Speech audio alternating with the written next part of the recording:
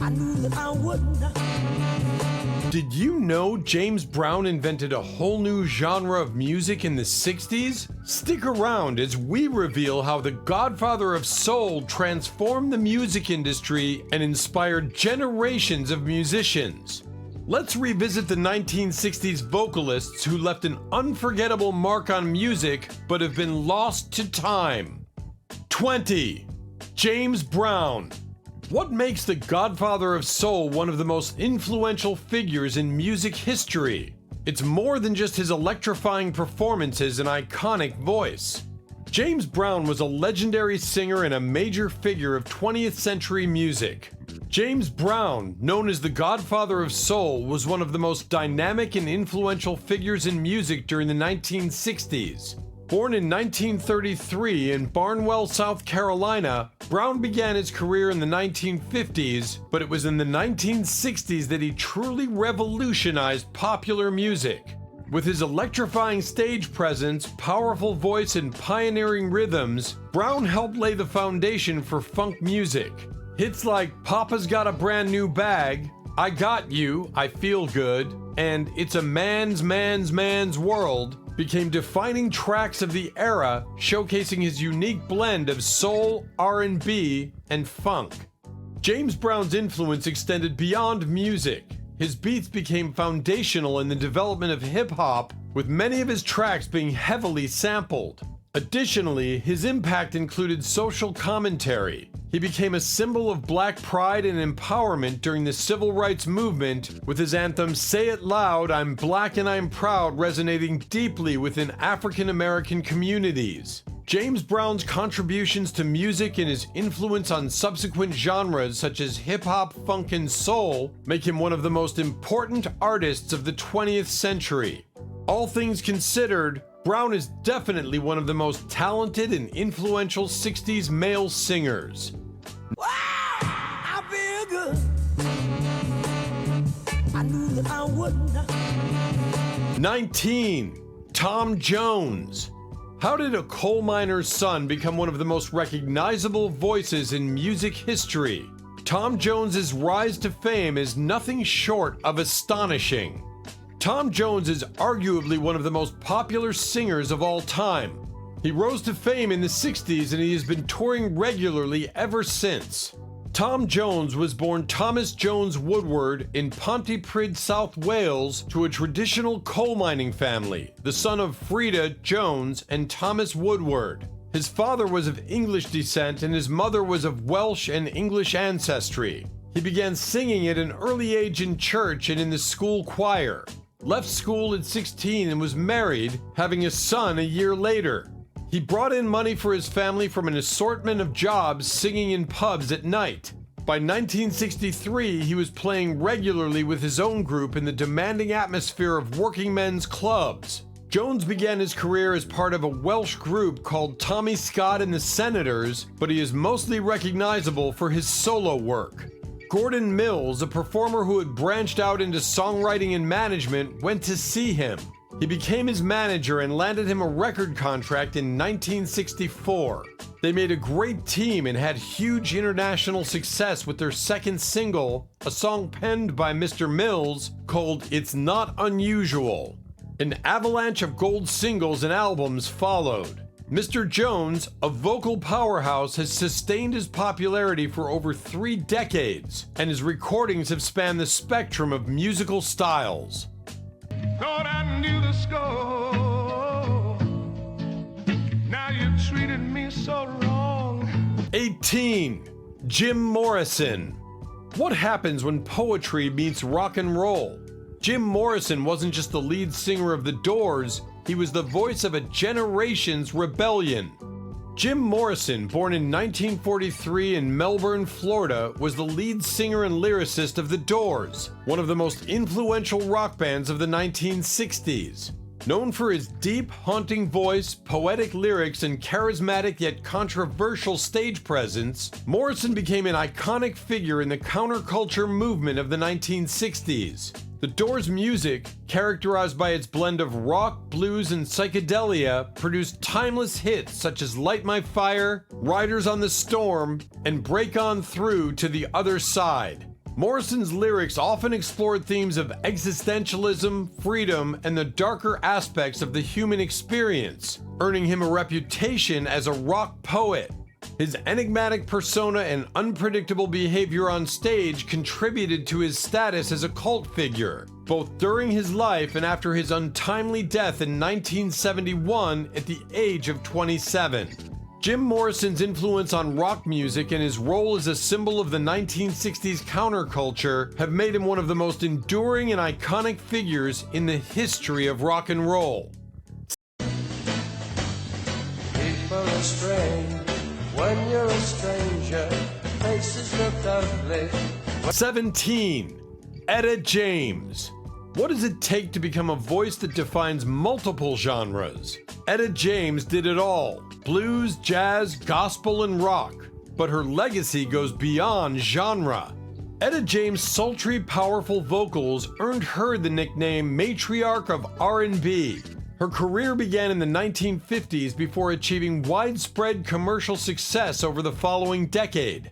Her voice was extremely versatile, and she dabbed in gospel, blues, jazz, soul, and rock and roll. She is considered to be a trailblazer of modern blues music and is remembered for songs such as At Last and I'd Rather Go Blind.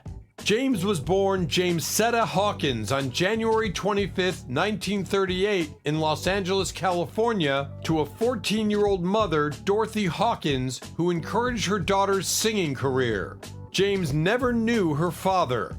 After signing with Chicago's Chess Records in 1960, James' career began to soar. Chart toppers included duets with then-boyfriend Harvey Fuqua, the heartbreaking ballad All I Could Do Was Cry, At Last, and Trust in Me. But James' talents weren't reserved for powerful ballads. She knew how to rock a house and did so with such gospel-charged tunes as Something's Got a Hold on Me in 1962, In the Basement in 1966, and I'd Rather Go Blind in 1968. James continued to work with Chess throughout the 1960s and early 70s. Sadly, heroin addiction affected both her personal and professional life, but despite her continued drug problems, she persisted in making new albums. Present to you your first Grammy Award. Best Jazz Vocal Performance, 1994. Mystery Lady, songs of Billie Holiday, Miss Eda James. That was Eda James receiving a well-deserved Grammy Award. 16. Janice Joplin. What kind of singer can embody the wild spirit of an entire era? Janice Joplin didn't just sing her songs, she lived them with every note. Early in the 60s, Janice Joplin began her career performing various gigs at folk and music festivals. In 1966, she became the lead singer of a rock band called Big Brother and the Holding Company. After their 1968 album Cheap Thrills became a hit, she parted ways with the group. She then launched her solo career with a historic performance at Woodstock. She became known for her powerful, gravelly, blues-inspired voice and unrestrained sexual style. In her brief career from 1962 to 1970, she had 5 Billboard Hot 100 rock singles, most peaking after her drug overdose death in 1970. She recorded 4 albums which sold over 18.5 million copies. Her most recognizable songs are Me and Bobby McGee and Piece of My Heart. As one of the famed members of the 27 Club, celebrities and musicians who lost their lives at the age of 27, Janice Joplin accomplished a huge amount in her short career. She profoundly affected the development of genres such as psychedelic rock, soul, and blues rock. She became famous throughout the 1960s thanks to her flamboyant stage presence, signature style, and enormous musical talent. Joplin died in 1970 from a heroin overdose. She was inducted posthumously into the Rock and Roll Hall of Fame and is considered one of the best musicians in history.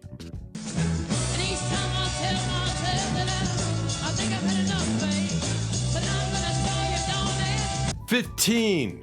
Otis Reading. How can one of the greatest soul singers of all time leave us at just 26? Otis Reading's tragic death couldn't stop his legacy from enduring. Otis Reading was so influential during his career that he posthumously received 2 Grammy Awards, a Grammy Lifetime Achievement Award, and was inducted into the Rock and Roll Hall of Fame. He made huge strides in the genres of R&B and soul before his death in a plane crash at the age of 26. Just 3 days before his death, Reading recorded the most famous song of his career, "Sittin' on the Dock of the Bay." Otis Reading managed to achieve a lot before his untimely death in a plane crash in 1967. He had a lot of influence on soul music as well as rhythm and blues. After all, he was nicknamed King of Soul for a good reason, and his singing style influenced many contemporary soul artists. Known for his powerful voice and emotive delivery, Reading first gained attention with his 1962 single "These Arms of Mine," which showcased his unique ability to convey deep emotion through his music. He quickly became a leading figure in the soul music scene with hits like "Respect," "Try a Little Tenderness," and "I've Been Loving You Too Long" becoming classics of the genre. Despite his short career, Otis Reading's influence on soul music is immeasurable, and he is remembered as one of the greatest vocalists in the history of popular music. But when she gets weary. 14. Aretha Franklin. What makes a singer the Queen of Soul? Aretha Franklin's voice didn't just entertain, it gave people strength, pride, and hope during turbulent times. Aretha Franklin may be one of the most influential singers not just of the 1960s, but of the entire 20th century. She has been named on Rolling Stone magazine's list of 100 greatest singers of all time and nicknamed the Queen of Soul. Her powerhouse voice propelled her to the front of the music industry with tracks such as "Respect," "You Make Me Feel Like a Natural Woman," and "I Say a Little Prayer." During her career, Franklin won 18 Grammy Awards. Franklin's first musical training came while singing gospel in New Bethel Baptist Church in Detroit. Her father, Reverend C.L. Franklin, was the pastor. She began performing professionally in her early teens, eventually signing a contract with Columbia Records in 1960. During her time with Columbia, she recorded show tunes and standards. But her career skyrocketed when she signed with Atlantic Records in 1967 and traveled to Muscle Shoals, Alabama to record "I Never Loved a Man the Way I Love You." By the early 70s, Aretha Franklin was a legend. Her voice defined the meaning of soul. She distinguished herself from other singers by recording a wide range of styles, exhibiting a keen musical curiosity and bringing intelligence to her craft. Her distinctly beautiful voice had a rich tone and extensive range and could shift from soft to powerful with ease. Franklin's talents came together through her unique phrasing, her rhythmic variations, her dynamics, and her unparalleled tone, all drawn from her African-American gospel roots. It was she who brought the melisma, singing a series of notes over a single syllable, into popular music.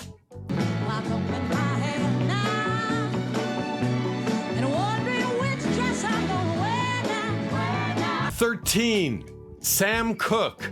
What kind of legacy can one singer leave behind in just a few short years? Sam Cooke's voice became the anthem for an entire movement.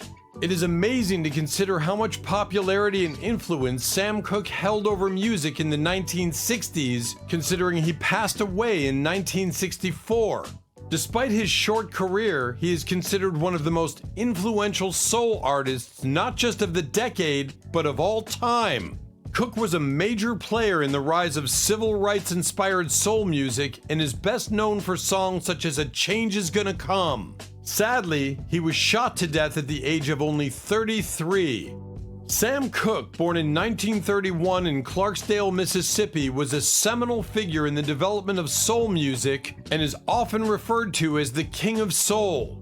Cooke began his career as a gospel singer with the Soul Stirrers before transitioning to secular music in the late 1950s. His smooth, expressive voice and ability to blend gospel with R&B and pop made him a crossover star. Hits like You Send Me, Cupid, and Twistin' the Night Away became timeless classics, showcasing his talent for writing and performing music that resonated with a wide audience. In the 1960s, Cook's music took on a more socially conscious tone with songs like A Change Is Gonna Come becoming anthems of the civil rights movement. Tragically, Cook's life was cut short in 1964 when he was shot and killed under controversial circumstances. Despite his untimely death, Sam Cooke's legacy as a pioneer of soul music and a voice for social change endures, and his influence can still be heard in the work of countless artists across genres. Longing to be where I can lose these old 12. Marvin Gay. How can one artist's voice be so smooth, so soulful that it defines an entire era? Marvin Gay didn't just sing, he changed the sound of soul forever.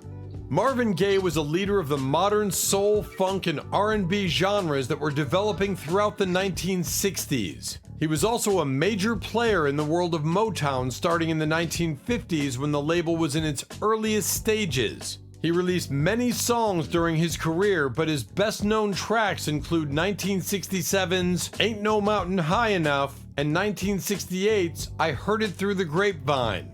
He was murdered by his father during an altercation in 1984. His death is one of the most tragic deaths in music history, but his music and impact on people will never be forgotten. Marvin Gay, born in 1939 in Washington, D.C., was one of Motown's most successful and innovative artists, whose music in the 1960s helped define the sound of the era.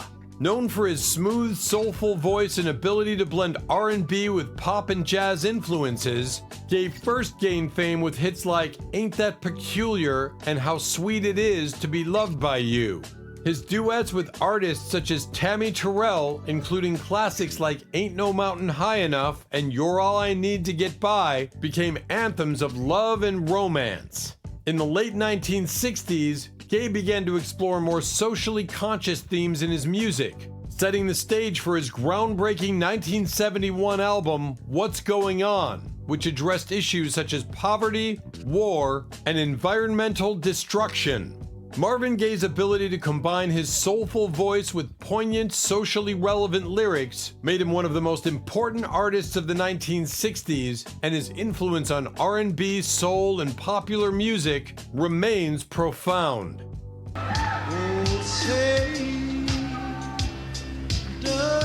11. Smokey Robinson. How did one man define the sound of an entire label? Smokey Robinson wasn't just a singer, he was the voice behind the Motown sound. Smokey Robinson, born in 1940 in Detroit, Michigan, is one of the most influential figures in the history of Motown and soul music. As the lead singer of the Miracles and as a prolific songwriter and producer, Robinson played a central role in defining the Motown sound of the 1960s. His smooth, velvety voice and masterful songwriting skills produced a string of hits, including Shop Around, You've Really Got a Hold on Me, Ooh Baby Baby, and The Tracks of My Tears. Robinson's ability to craft songs with relatable lyrics and catchy melodies made him one of the most important voices of the decade. Beyond his work with the Miracles, Robinson wrote and produced hits for other Motown artists including Marvin Gay, The Temptations, and Mary Wells, solidifying his status as one of the most talented and versatile figures in the music industry. Smokey Robinson's contributions to soul and pop music have earned him numerous accolades, and his influence on the genre continues to be felt today. His legacy as a singer, songwriter, and producer is an integral part of the story of Motown and American music. Nice to see you. You know what I love about you? I said some of it over there. You know I'm a fan, but a lot of people don't know out there. They don't know you are a vice president, an executive. Do you have a desk? I have a desk, right? And secretaries and typewriters and all that stuff. But you don't stop working. What ails you? I mean, you've produced, you're scoring movies, you're constantly working. Are you not a well man? Do you just like work? Well, Dick, I like that question coming from you. As much as I'm the worst one in the world to throw that in. That's right. You have the busiest schedule. You are busier than the men's room at halftime. And that's busy. What is it that possesses somebody like you? Now, how many years you work with the Miracles? I worked with the Miracles for about 17 years. And then you changed and went off on your own. My first question was going to be, how long ago was it you recorded that song? And then I flashed on, you never recorded that song. That's right. That song was originally, I recorded. 10. Ben E. King. What's the story behind one of the most timeless songs in music history? Ben E. King's legacy goes far beyond Stand By Me. Ben E. King was known as a solo artist and lead singer of the Drifters, but he will be famous for many years to come for being a singer and composer of a timeless hit, Stand By Me. The song was originally performed in 1961 and has been one of the soul essentials ever since. His other famous songs include Spanish Harlem and There Goes My Baby. King was born on September 28, 1938 in Henderson, North Carolina.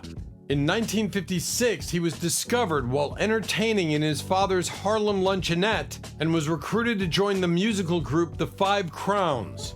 2 years later, George Treadwell, the manager of the Drifters, fired the original members of the group and replaced them with the Five Crowns.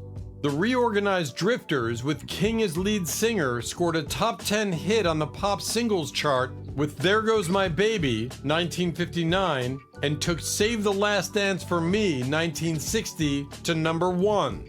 After leaving the Drifters, King, as a soloist, achieved top 10 hits with Spanish Harlem, 1960, and Stand By Me, 1961. Stand By Me proved especially influential. The song returned to the top 10 a quarter of a century after its original release, when it was featured on the soundtrack of the 1986 film Stand By Me. Other successful King singles included Don't Play That Song, You Lied, 1962, and I, Who Have Nothing, 1963. As a member of the Drifters, King was inducted into the Rock and Roll Hall of Fame in 1988. He died on April 30th, 2015 in Hackensack, New Jersey. And the land is dark, and the moon is the only. 9. Eric Burton. What happens when a gritty blues voice meets rock and roll energy? Eric Burton led the Animals with a sound that was as raw as it was powerful. Eric Burton is widely known as the founder and the vocalist of the English rock band The Animals. He has one of the most distinctive voices in the music industry. Rolling Stone included him on their list of the 100 greatest singers of all time in 2008, and he remains one of the most influential rock singers from the 60s. Some of the Animals' greatest hits include House of the Rising Sun and Don't Let Me Be Misunderstood. Burton's life is as storied as those of the great bluesmen he aspired to be as a kid. He had one of the most declamatory voices of the post-war era, and his 60s tenure with the Animals led Brian Jones to call him the best blues singer to ever come out of England. Others in awe of his guttural boom included Robert Plant, Iggy Pop, David Johansen, Patti Smith, and Bruce Springsteen. At 2012 South by Southwest Festival in Austin, Texas, the latter credited the Animals with shaping his own musical vision. There was Burton, he said, resembling a gorilla in a suit who sounded like Howlin' Wolf coming out of some 17-year-old kid. After the Animals split, Burton helped usher in 70s street funk with Californian groove lords War, yet none of it ended prettily. Eric Burton is a man for whom the term survivor is, for once, more than just a rock and roll platitude. Now, you have shared the stage with icons like Chuck Berry, Jimi Hendrix, Otis Reading. At the time, did you know that something special was happening, that you were creating musical history, or did it just feel like another gig? No, we knew that we were doing something unique and that it was a good thing to be doing, to reach out to different countries. I mean, the biggest thing, the biggest accolade that I've ever got is from the #1 German promoter in Germany, Fritz Rau, who he was doing jazz underneath the Nazis. You know, this guy was the original swing kid. He became the biggest promoter in Europe. And he said to me that the one thing that we should all feel grateful to you English, British rockers for is that you put a stop to the proliferation of Nazism after World War II. Yeah, right. Instead of the young kids picking up guns and putting on SS uniforms and everything, they started putting on, velvet jackets and picking up guitars and singing. Wow, that's incredible. And I'm just going to... 8. Wilson Pickett, who made soul music not only feel good, but gritty and real. Wilson Pickett's voice embodied the raw power of Southern soul. Wilson Pickett, born in 1941 in Prattville, Alabama, was a key figure in the development of soul music during the 1960s. Known for his powerful, raw voice and energetic performances, Pickett became one of the most influential soul singers of his time.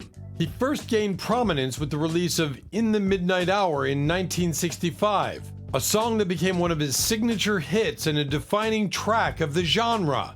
Pickett's music was characterized by its gritty sound, combining gospel-influenced vocals with driving rhythms and horn arrangements that define the sound of Southern soul. Throughout the 1960s, Pickett continued to release a string of hits, including Mustang Sally, Land of 1,000 Dances, and Funky Broadway, all of which became staples of the soul music canon. His collaborations with renowned producers like Jerry Wexler and musicians from Stax Records and Muscle Shoals further solidified his place in music history. Wilson Pickett's contributions to soul music have left a lasting legacy, influencing generations of artists in the decades that followed.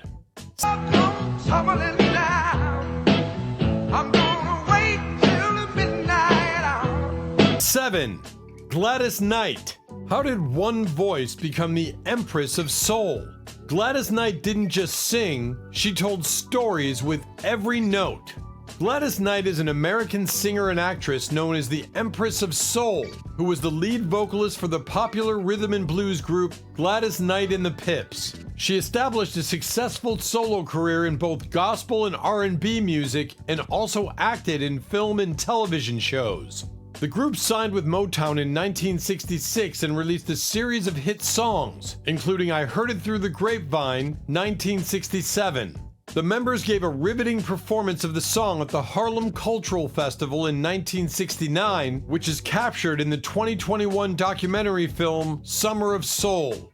In 1974, the group's hit song Neither One of Us Wants to Be the First to Say Goodbye won the Grammy Award for Best Pop Vocal Performance by a Duo, Group, or Chorus. The group released what became known as its signature song, Midnight Train to Georgia, which won the Grammy for Best R&B Performance by a Duo, Group, or Chorus in 1974. This ushered in a string of hits in the 1970s, including The Best Thing That Ever Happened to Me, 1973. Knight finished the decade by recording 2 solo albums, Miss Gladys Knight, 1978, and Gladys Knight, 1979. The pretty lady on my left is Miss Gladys Knight. Hi, Gladys. Hi, how are you? I'm doing fine. Very good. Hey, I'm glad to have you here with us today. It's our pleasure. Listen, you've been doing this for quite some time, I know, because I've been listening to you for a while. How old were you when you started? 4. 4 years old? Mm-hmm. Oh, really? Uh-huh. What was your first record? Every Beat of My Heart. How old were you then? I ain't telling you. Okay. I was going to count it up, No, not really. I don't even remember. I've been doing this so long, I don't even remember how old I was then. I remember you had Given Up Is Hard to Do and all those songs, man. Those are my favorite songs, and you're still doing my favorite material. Really? Yeah, the song you did in the first half. What was the name of that? Tonight? Yeah, Today, yeah. Yeah, Today. Yeah, right. Tonight, Today. Yeah. It's got to be that way. It's got to be that way. Yeah. Yeah. Hey, tell me who is back here in the background here. The Pips. The Pips. My cousin. Okay. I have 2 cousins and a brother. All right. William Guest, Edward Patton, my cousins, and Merrill Knight, my brother. Those are the Pips. Those are the Pips. 6. Cher. Before she was the goddess of pop, who was Cher? As one half of Sonny and Cher, she became an icon in the 60s music scene. Before Cher was the pop icon fans know her as today, she was one half of Sonny and Cher in the 60s with her then husband Sonny Bono. Referred to as the goddess of pop, Cher started out dancing and singing in small clubs along Hollywood's Sunset Strip and introducing herself to everyone in the music business. In 1962, she met Sonny Bono, who helped her get work as a backup singer for acts like the Ronettes. She eventually married Bono, who often joined her on stage to sing harmony to help her with stage fright. Their best song was I Got You Babe, which reached number 1 in 1965. Meanwhile, Cher was releasing her own solo work, competing with and eventually eclipsing her work with Bono. By the end of the 1960s, their relationship unraveled. Despite this, Cher continued recording. Her biggest hit came in 1998 with the song Believe. She attempted retirement in 2005, but it only lasted 3 years. Nice, I've been living in London, and I've had that, and now I'd like to try Ireland for a while. This suggests that you're becoming mellow. My mother would be glad to hear you say that. My mother's waiting for me to grow old and settle down, marry a rich man. I thought in your case it'd be the other way around. You know, lots of poor guys want to marry you. No, my mother said, Cher, when you get older, I wish you'd hurry to get older so that you would settle down and marry a rich man. And I said, Mom, I am a rich man. You know, it's like I don't have to marry one. So what? 5. Bobby Vinton. How does one singer become the Polish prince of pop? Bobby Vinton's smooth voice gave us unforgettable ballads that still resonate today. When Bobby Vinton was 16, he formed a band that played in clubs around Pittsburgh, which helped fund his college music education. The band appeared on TV Talent Scouts, which resulted in them landing a contract with Epic Records. Vinton was also known as the Polish Prince since his music honored his Polish heritage. He had 4 #1 hits during the 60s. His most famous song was a cover of Blue Velvet, which reached number 1 in 1963 on the Billboard Hot 100. His 3 other #1 hits were Roses Are Red, My Love, 1962, There, I've Said It Again, 1963, and Mr. Lonely, 1964. Today, he continues to headline in Atlantic City, Las Vegas, and around the world. Away from home, through no wish of my own. 4. Art Garfunkle. How does one vocalist create magic with just a voice? Art Garfunkel's gentle tones brought timeless beauty to Simon & Garfunkel's hits. Art Garfunkel is mostly known for his partnership with Paul Simon and their folk rock group Simon & Garfunkel. The group split up in 1970, but they remain one of the most influential duos in pop history. But Art Garfunkel also achieved a lot with his solo career later on, including multiple chart-topping hits and singles. And his signature vocal remains appreciated and recognizable.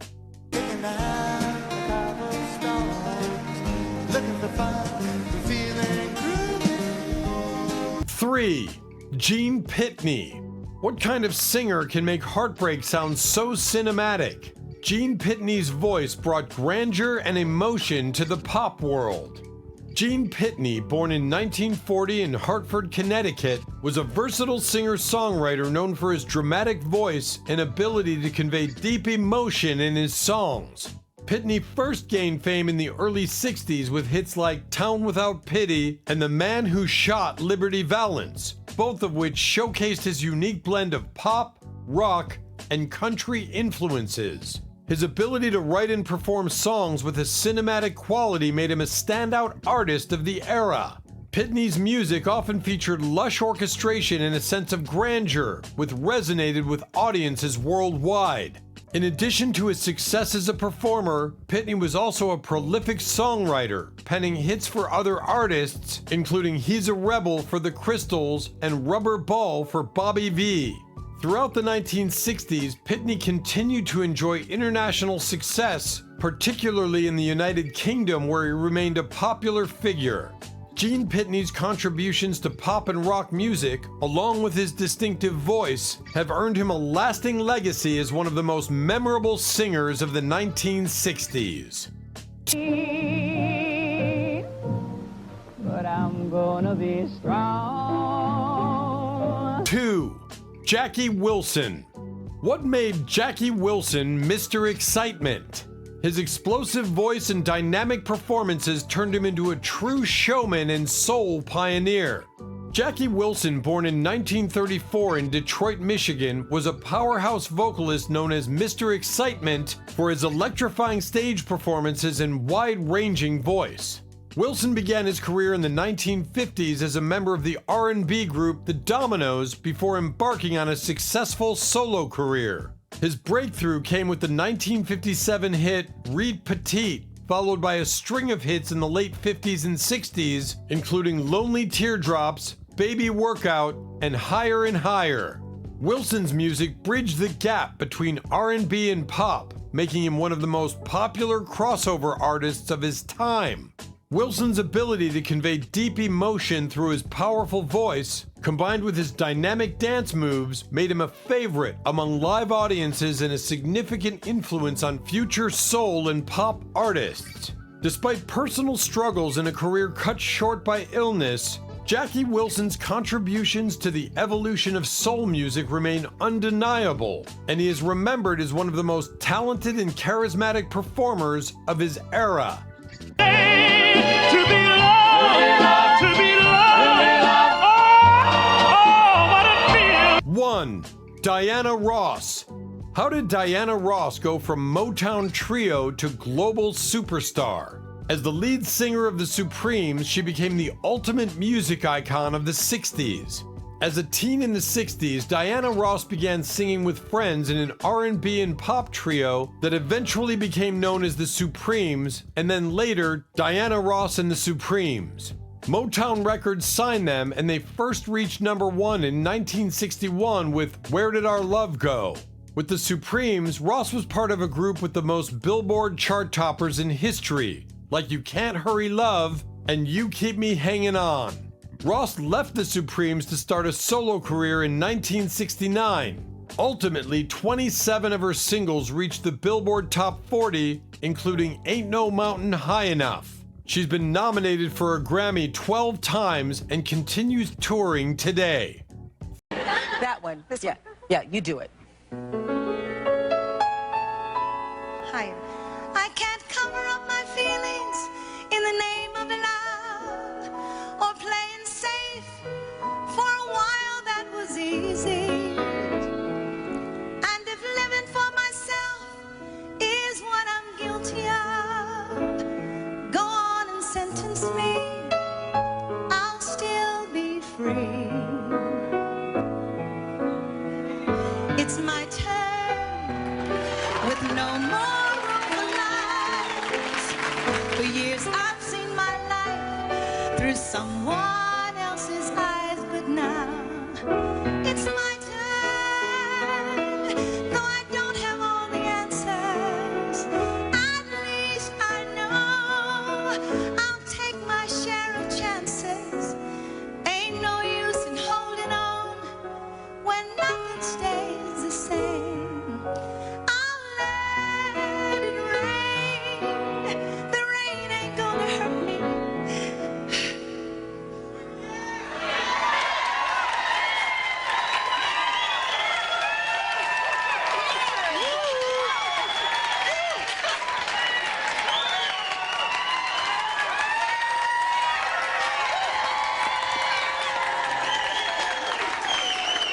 Thanks for watching. If you enjoyed learning about these legendary 1960s vocalists, don't forget to like, subscribe, and hit that notification bell for more deep dives into music history. And hey, why stop here? Check out our other videos too. See you in the next one.